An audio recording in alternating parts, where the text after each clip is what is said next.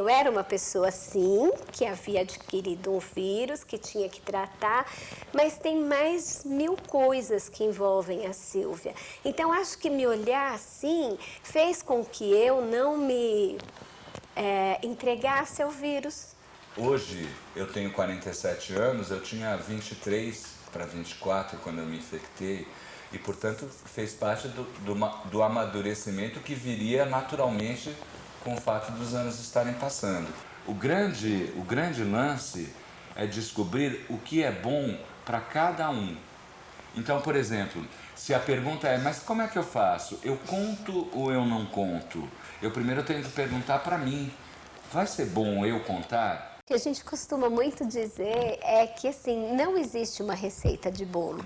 Não tem receita, mas acho que a grande sacada é a necessidade que você tem de se conhecer. Uma coisa que eu aprendi e que eu gostaria que todas as pessoas soubessem, que existe vida após o HIV e após a AIDS, sim, e que pode ser uma vida muito boa. O trabalho faz parte desse pacote de coisas que a gente tem que cuidar por ser HIV, né? É bom para quê? Para autoestima. É bom eu me sentir necessário. É bom eu me sentir útil. Eu descobri por um acaso. Eu não cheguei nem nesse ponto de ter alguma coisa e por causa desse sintoma ir fazer um exame. Então eu não sei há quanto tempo eu estava infectada, então quem foi? E também não quero saber quem foi. No final, eu falei para o meu médico que eu gostaria de fazer o teste do HIV, porque era a única coisa que estava faltando. Ele virou para mim e falou, mas você não pertence ao grupo de risco. Eu falei para ele, não existe mais grupo de risco, por isso eu gostaria de fazer. Eu acho que a gente não pode deixar a vida parar por causa disso. Muito pelo contrário, você tem que lutar cada vez mais. Você tem que mostrar para você mesmo que você está vivo, que você não mudou em nada por causa disso. Sou avó há um mês, coisa que eu imaginei que eu nem poderia ver meu filho crescer, vi ele crescer, vi o meu filho se formar, vi o meu filho casar e agora vi uma outra geração, no caso meu neto. Aí eu sou uma pessoa que, nesses anos todos vivendo com HIV e AIDS, não sou diferente de ninguém. Naquele momento, pelo menos, eu tinha muito medo de contar para as pessoas. Então eu me escondia muito, né? Porque a AIDS não é como uma gripe, não é como um câncer, né? Ela tem uma coisa, uma marca ainda, né? Um estigma desde o início, moral, né? Parece que quem tem HIV é pessoa que não presta, era essa a ideia. E eu me infectei porque fiz sexo sem proteção, né? E fazer sexo não é nenhum pecado. O pecado foi fazer sem o preservativo. Eu tinha um pouco de receio porque eu achava assim que por ter HIV eu ia ter que viver não só com uma condenação, mas também viver sozinha.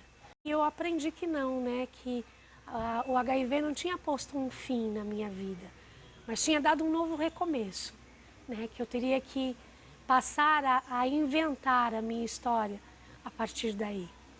E eu passei a escrever a minha história após o diagnóstico do HIV. A vida teve um ressignificado, né? E esse ressignificado é muito importante e eu consigo ser feliz, viver feliz.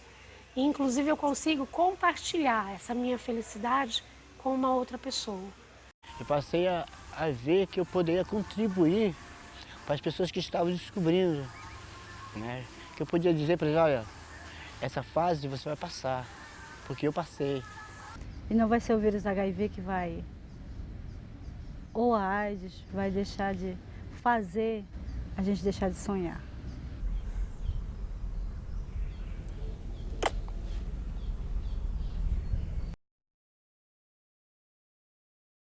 Tem paciente que, quando chega para a gente, para iniciar o acompanhamento médico, ele já acha que terminou a vida dele ali, que é uma doença que vai matá-lo rapidamente, que não existe perspectiva de vida.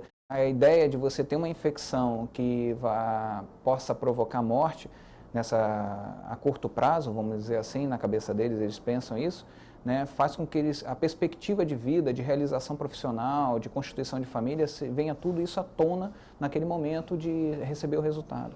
Não é porque você pegou o HIV que você vai morrer, que a sua vida acabou, que você vai ser improdutivo, que você não vai poder constituir famílias. Então não é assim. Depende muito do compromisso que você vai ter em relação à sua doença. Né? Se você a tratar corretamente, se você tiver o compromisso de fazer as suas consultas, se você precisa tomar a medicação, tomá-la corretamente, você vai dar seguimento à sua vida, vai dar seguimento à sua produtividade. Essa vida não acabou, né? Ele pegou uma doença, ele tem tratamento, o governo fornece o tratamento, fornece o acompanhamento médico, e que ele tem que ter esse compromisso de se tratar, ele vai ser feliz, com certeza ele vai ser feliz.